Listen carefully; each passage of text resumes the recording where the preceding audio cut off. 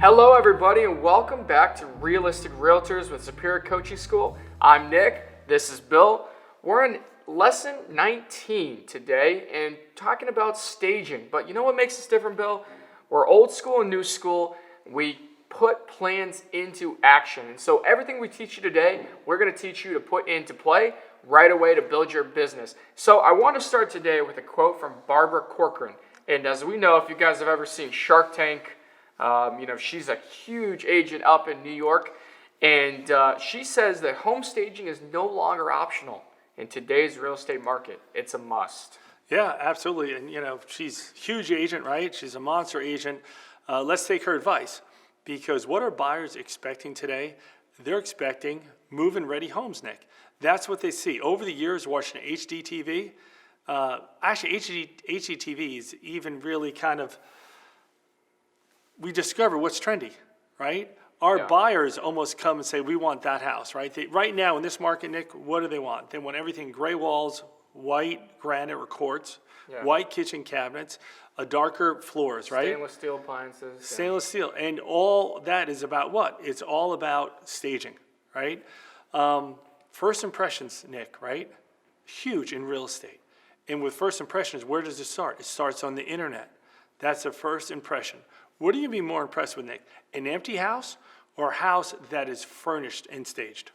Well, I think a lot of buyers, they want to visualize, right? They want to be able to see that the home could be, I'm going to say this way. They want to see that the house can become their home. And the reason why I say it like that is because, you see a house that's empty, it doesn't feel like home. Sure. So when you have the furniture in there, it makes you realize, oh, well, this is where I'm going to put my TV. This is where I'll put the couches. This is where we'll watch movies with the kids. This is where I'll tuck in, little Jimmy, right? Like, it makes it feel like they can really relate to it and make that big financial decision. Right, because sometimes you're out there showing a house, you bring a buyer in, and the house is empty, you'll hear them say, I don't know if my furniture will fit this way. Do you think the couch would go in this wall or in that wall? So what you're basically saying, Nick, is it helps with the buyer visualizing what the house will look like. When they walk in, they'll see right away trendy furniture, which is real important. I was just discussing earlier today that, when I go to sell my house, I am definitely going to hire a stager. I've only been in my house 8 years, Nick, but guess what? The furniture is outdated already. It's not trendy. Yeah. So hiring a stager, one, will help the buyer visualize how the house should be laid out. Two, it'll be very trendy furniture. The buyer will be like, oh, I love that piece. Like, they envision like, oh, I want to get new furniture. I need to upgrade the furniture that I have because I want my house to look like this house. So right away, it's also going to make the house more desirable. Yeah, and doesn't it also help the buyer when they're looking at a room and how big the room is? Not everyone walks in with a measuring tape, right? But does it not also help when you walk into a room and your furniture there to say, oh, wow, I can fit 2 couches here and a love seat and put the spatial layout. Exactly. So speak a little bit to that. Give us an example when you walked in to a home with a buyer and said, they said, well, do you really think this could fit, this much furniture in there? And that kind of helps. Yeah, they'll be surprised. Now, a lot of times stagers, Nick, will use smaller furniture, makes the house look bigger. But when you stage a house to that point, it'll make the rooms look bigger and they will visualize, hey, something, we actually fit our dining room table in this room. We can actually make this room our office. I mean, I can't tell you how many times we walked into an empty house and they didn't like it. And I go down the street, show them the same layout, right? As we know here in North Carolina, a lot of communities have 1 or 6 different builders and they build the same model over and over. And they love the house that was staged. Yeah. They could visualize the layout. They could visualize the spatial portion of it.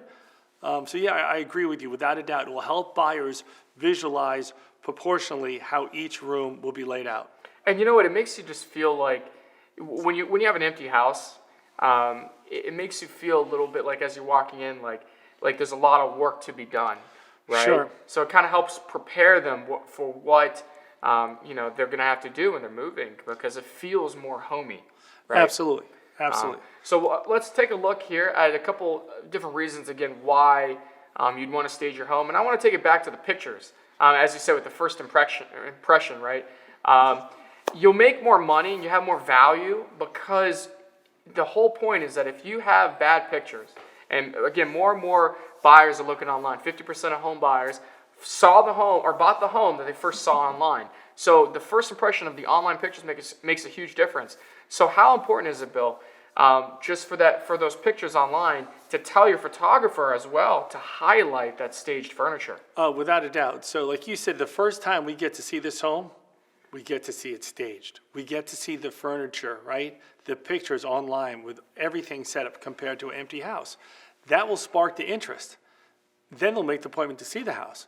So when you have an empty house, it doesn't help with even people making appointments. It's not even on their short list of houses to see. I've seen clients that actually go see a house because they like the furniture in the kitchen, or they like the furniture in the living room. So that kind of takes us actually to virtual staging, because we've seen now in the market more and more realtors going with the virtual option, where there are companies out there that will virtually stage different rooms. They'll Photoshop furniture essentially onto the pictures. And I've actually had a client that saw a home, like you said, they want to go see this home, I think primarily because it was staged online, and then we show up and it's completely empty. They're almost disappointed. Oh, yeah, they are. But they'll think a lot of times, oh, they must have moved out. So in my opinion, if you have no staging, virtual staging, or real staging, we'll go with at least virtual staging. And if that doesn't work, then go with the real staging, okay? With the real staging, it's real life examples. Like you said, when you bring someone to a house, they use virtual staging, and then they walk in, the house is empty, they are disappointed.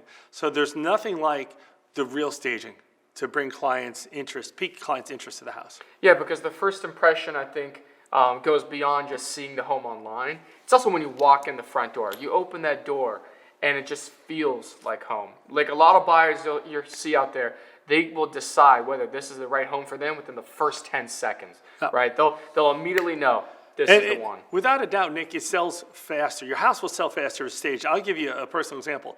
So I had 10 rental properties I sold in the last 2 years. And Nick, I didn't take my own advice, right? Because they were lower price point, about $200,000. And I finally hired a stager from my last house. And it cost about $2,600 to stage the downstairs, the living room, dining room, office, and kitchen. Mm-hmm. But Nick, it looked amazing. So all the other houses took about a month to sell. I got about, 5% off asking price. The stage house, I got full price, sold it in 3 days. So I didn't have to carry the mortgage and insurance and taxes, for an extra month. So the money and I got more money. So the money you saved by getting it sold faster probably paid for the staging. Oh, absolutely. And then some. Yeah, staging a house, in my experience, and stats will tell us too, that you're going to sell the house faster. Yeah, you want to go to the next slide? Sure. Let me show them some of those statistics. And so you see here on the left side and on the right side. So the left side is more towards the consumers and what they see as what's important. Is you can see that 83% of all buyers said that staging helped them visualize this as their next home. And again, this really taps into the emotional side of it, right? Just the emotional attachment. Can I see my family living here? That helped with 83% of buyers. And you see on the right side with agents, you saw that 50% of agents saw the value of the home go up. Yep. And 60% of the agents, listing agents, said that staging helped decrease the days on market for their listings. That's a big percentage. And I'll tell you from personal experience, if I take a client out, we look at 5 homes, okay? Let's say call it 10 homes, and they pick 3 of their favorite homes. I will guarantee you that 3 of those homes, if they're not staged, people are still living in them, they're furnished. Hardly ever is it that empty house. Yeah. I have clients, Nick, that will move. And I'll say to them, where are you moving? Well, we're moving to Seattle. We're not going to buy anything right now. We're going to go into rental. We're going to put a lot of furniture into storage. I'll be like, great, listen, let's keep the furniture in the house. We'll have a better chance of selling that house with the furniture in that house. I have a client right now that's going to move to Vegas, and they're going to move in with their in-laws for like 6, 7, 8 months. I was like, well, can we keep your furniture here? They're like, sure, no problem. And if they have to take their furniture, please have your photographer come over and take pictures of the house before the furniture comes out. Yes, exactly. That's a big part of it. This is just me supporting that you have to stage if you're a realtor and you want to have success selling the house. Obviously, if there's furniture there, if it's that outdated, I just told you, you're going to sell my house in the next year. The furniture's only 8 years old. Guess what? it's not cool and trendy anymore. I'm even going to use a stager. And sometimes, Nick, that's a little hard because you have to approach your client and say, hey, I think you should stage. And what's that do? It's almost like, hey, we don't like your furniture, right? So you have to handle it, very delicately. Yeah. Well, let's review a little bit. You definitely want to list to last. We have to do that. So when we're listing, staging is an important part of this. So if we're looking at our action steps, if you get a listing and you really want to get the most value for it and decrease the amount of days it's on the market, you got to look at a good staging option. Again, we've discussed a couple of different options. There is virtual staging out there, but the first impression cannot be understated enough. When someone walks in that door, they can view it as the home that they want to buy and they want to live in. And spend many years in. So I think what's important to remember is that when you are staging, the pictures are so important.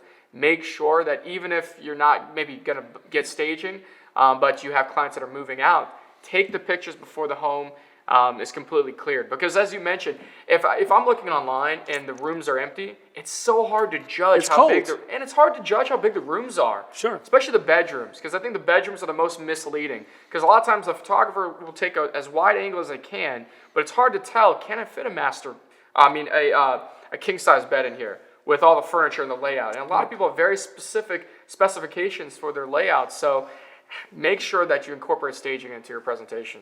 And also, staging doesn't have to be about just, here, we need to pull out your furniture and stick in new furniture. A stager will come in. And it's really important to start working with a stager if you're a realtor and have that stager come over and walk through the house with your client. That gives you, something else that you're offering your client. And it just might be, some flower arrangements, some artwork on the walls, some little knickknacks around the house. That's part of staging also. It's not like we have to pull all the furniture out of your house. We just have to make it look right for the photographer and bring it up to date and make it more trendy. Yeah, sometimes a consultation is all they need. That's all they need. So, and you can offer that as a realtor. Yeah. You can pay for that consultation. Yeah, and it's a value add that you can provide. So it's something we can do in-house, right? Sure. So again, I think that's, we can't understate the value of staging enough. So we actually are going to bring in your stager. And she's going to come and give us some amazing value and tell us all about more detail on staging. And the important thing that we're bringing Kelly into the mix here is when you hire a stager, hire a company. There's a lot of people out there that go into staging and they have this little 8x10 storage unit they rent at the U-Haul place. That's kind of hobby for them. When I went down and first met Kelly, and she had a warehouse, I felt like I was in a furniture store.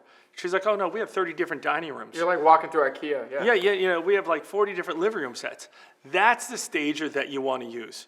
Hire someone, okay, that does it for a living, that is, their passion, not someone's hobby. Yeah, I think that's great. So you guys enjoy this video and this content from Kelly. We're going to stick around and see you next week. See you guys next week.